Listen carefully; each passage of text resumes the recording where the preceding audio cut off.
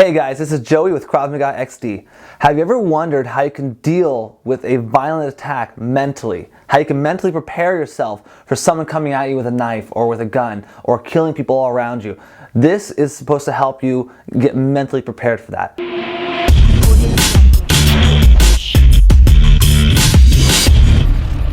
So today we're going to be talking about a drill or a mental technique or something you can do during your off time of training. Now what this does is it helps you prepare mentally and even physically in a different sense, we'll talk about that in a second, of what you're going to do in a violent situation or an attack.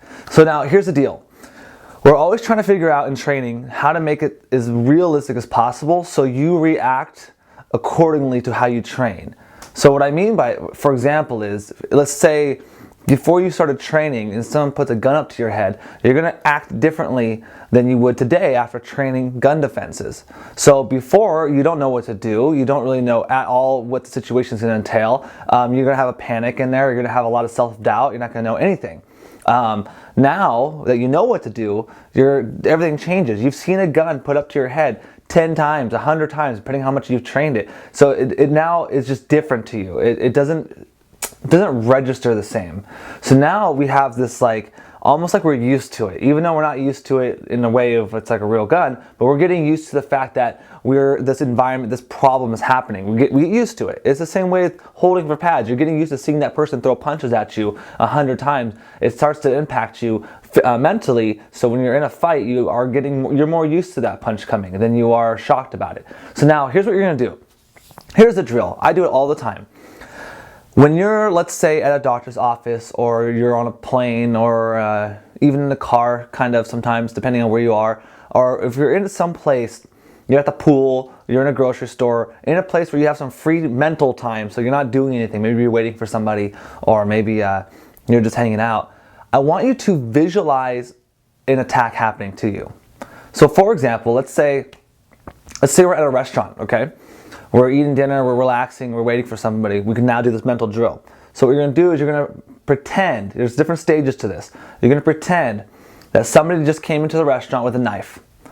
They walked around, they just started slashing people, cutting people up, killing people. They come to you and they kill you. I want you to visualize that. So that's the worst case scenario. Someone coming in, killing other people, then killing you. There's nothing you can do about it. So now, that's the worst case, you died. So now let's go to one step ahead of that. So now let's say they came in, they slashed some people, you got up, you hit the guy, and he slashed you and you died. Well, at least you fought back this time. So that's a good thing. But you still lost. So that's still a bad scenario. Let's take it a step further now. Let's say now you're going to imagine the guy coming in, slashing people. You get out of your chair, you go up, you do an appropriate defense that you learn in class, you hit him, you do a 360 defense is what we call it, and then after you hit him, he slashes you, you don't die, you keep fighting, and then he ends up going to the ground, you go to the ground, cops come in, shoot him, and that's it. You still got severely damaged and hurt, you still got slashed and stabbed, but you fought back and you held him off. We're starting to get to the better point now. So next, you're going to take another step. So now the guy comes in with a knife, slashes people, he comes up to you, you do a defense. Let's say when you hit him, he drops the knife, falls down, you knock him out. Maybe you get a little cut on your arm, but other people are still either killed or hurt, but you stop the attack. That's a much better situation, but now it's still not perfect because you got hit and the people got hit and maybe even died. But you're getting onto the better track now. So the next level. The guy comes in, he slashes one person, you book it to him, you grab onto him, you do the defense, knocks him out, you have the knife, cops come, you're a hero, but still one person was a casualty. Maybe you got a little nick, who knows, with the knife.